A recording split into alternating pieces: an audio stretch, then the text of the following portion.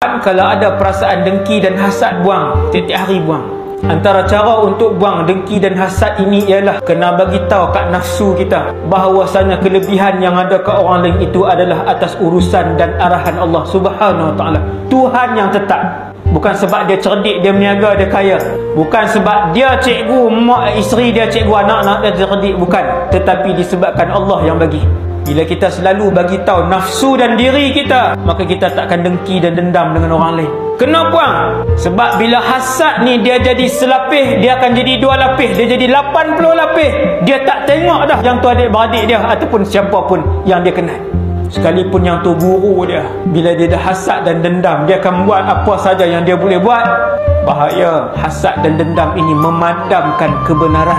Dan penyakit itulah yang pertama sekali membuatkan iblis daripada ketua ahli syurga menjadi ketua ahli neraka.